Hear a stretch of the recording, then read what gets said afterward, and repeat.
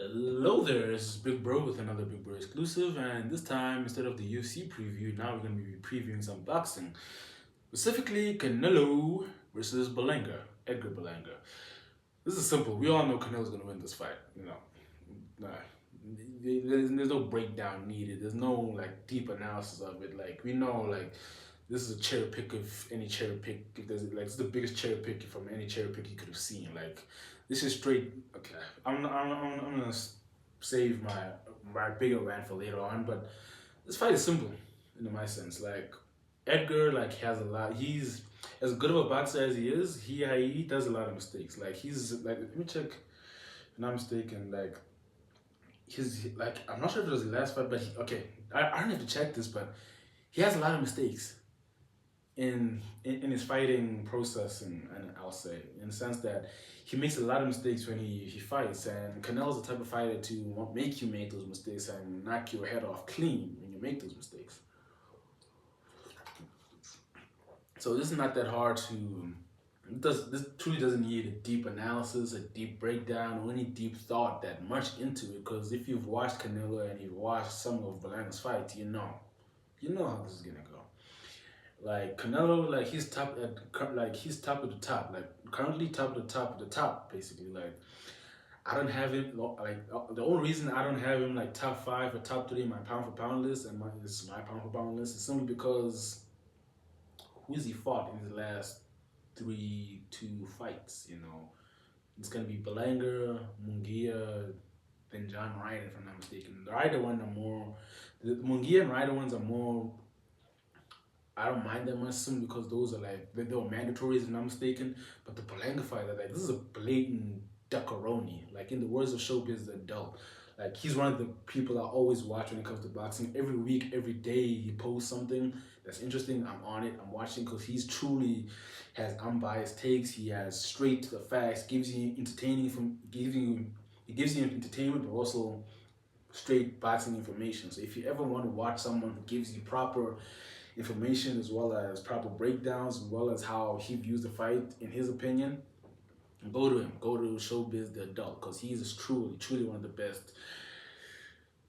He truly has one of the best YouTube channels when it comes to breaking down fights and watching. If you truly want to better, if you're watching by yourself or not watching with like a lot of people and things like that, if you want to have a better experience, it's always nicer to watch with him in your ear sometimes as some sort of commentator. Because most of the time when I'm watching fights, I usually turn off the volume of the fight just to have a better experience of the fight, but also I enjoy having him in my ear when watching the fight. So he's hilarious most of the time. That's why I like watching him and listening to him when I'm watching fights. But nonetheless, getting back to the Canelo Berlanga fight, I mean, I love Canelo, and I don't want to say I love him like that, but I truly adore him because he's like during that 2014 to 2021 era when he was fighting Billy Joe Sanders, when he was fighting Caleb Plant, when he was on the wrecking, like I don't know, like he was wrecking everyone on the way to becoming undisputed as super middleweight. He was truly like he was on point. Like he wasn't ducking anyone. He was on a mission. He was trying to get what he wanted, and he truly got that. But now, like we know the fight everyone wants, the Mexican monster, David Benavidez. Like at this point, like it's blatant in my opinion. It's a duckaroni pizza in showbiz. In showbiz words, like the only reason Canelo he's not fighting Benavidez is because for one, he stated that Benavidez he hydrates higher, but he fought Bivol and Kovalev at a higher weight, so that takes that out. Also, then he said he wants 200 million for the fight against Benavidez, which doesn't make sense that much because his highest pay price, and I'm mistaken, was like 60 million or something. That just like why would you want like basically triple that for Benavidez? It doesn't make sense to me. So, but I'm not. That's the only thing that's made me not adored Canelo as much as I've always had because he's truly the guy that brought me back into boxing. Because when I truly started watching boxing like that was when, like, the first time I watched a boxing fight straight from the beginning to the end was Manny Pacquiao versus Floyd Mayweather, and that wasn't the best fight, if I'm being honest. That was just whatever it was.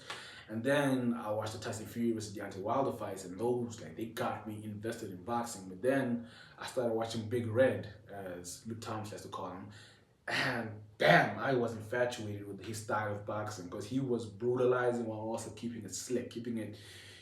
I truly adore fighters who have high IQ but also low bruises, and I feel like Canelo is almost the perfect balance of both of that. And I feel like a fighter like Canelo should not be fighting a fighter like Berlanga, simply because there are levels to this. I feel like this fight, just because Berlanga has been talking a lot of ish, he could make this fight a bloody affair in the sense that he could break Berlanga down and knock him out within. He says, this is Nello. He says he's gonna knock him out in the 8th round. I say he could do like that range, 6 to 8. That's when things could go downhill for Berlanga. Nevertheless, though, I still want Berlanga to bring out a great fight because that's what, at the end of the day, that's what everyone wants. They want a great fight. They want to be entertained. At the end of the day, that's what you want. You want entertainment and fighting. And I hope Berlanga brings it because if he doesn't bring it, he's going to get hurt. You always get hurt in fighting, of course, but Berlanga, like, if you want to truly get some respect from Canelo in the fight or even have a chance of beating Canelo, you can't be chilling in that fight. You can't be doing what Charlo, that's another fighter, yeah, sorry. So it wasn't, yeah, so it was Munguia, Charlo, and Ryder. That's, yeah. You can't be doing what Charlo did because Charlo was like on the back foot the entire fight, and Canelo, like, you could tell Canelo he wasn't enjoying the fight that much, and because of that, you can tell the fans didn't enjoy the fight that much. So I'm truly hoping that, yeah, even though Berlanga, I feel like he's gonna lose and he's gonna lose by knockout, I hope he brings out a fight. Because at the end of the day, like, wouldn't it be like crazy if Berlanga somehow, some way beats Canelo? Then that brings life to boxing again. Not saying boxing is dead, but it brings more juice. Like you can always use more juice in the sport, especially with someone as big as Canelo, because Canelo is the face of the sport right now. Like, there aren't a lot of other people you could say are the face of the sport currently. And I feel like if Berlanga were to make an upset like that, that's, oh my god, everyone is going wild. Like, no, cause especially considering like how many people are counting Berlanga out, and rightfully so. Like, Berlanga, he hasn't done anything that would make you think that he has a chance against Canelo. And from the fights I've watched of his, like, he doesn't do anything that seems like would be a problem for Canelo. Yeah, people like talking about, yeah, he had a 15 fight knockout streak, but sure, yeah, but that's Canelo. Like, when you talk about a chin, like one of the best chins of all time, like Marvin Hagler or like Roberto Duran type chins, like Canelo's up there because like that beard, that chin he has, it's damn near unbreakable. He took punches from Triple G like it was nothing. I mean, I watched that fight too live, and I remember like I think it was a right hand that he got hit with from Triple G, and he was just like, come on, man, come on. Is that all you got? Basically, that's basically what he looked like he was saying to Triple G. So this one is literally that simple for me. The records, they're like, yeah, Belanga's undefeated. Okay, undefeated doesn't mean a lot these days. But Canelo's Canelo, man. Like, as good as Berlanga is, he's good. Not taking any credit from him because he is a good fighter. He's not on the level of Canelo. Like, there are levels to this. Like, Canelo will be up here, Berlanga is like up here. Like, if he truly wants to beat Canelo, he has to do something that will get him up there. And I don't see anyone closing that space like that in the span of, I don't know how many months since this fight was announced. Nevertheless, I don't like.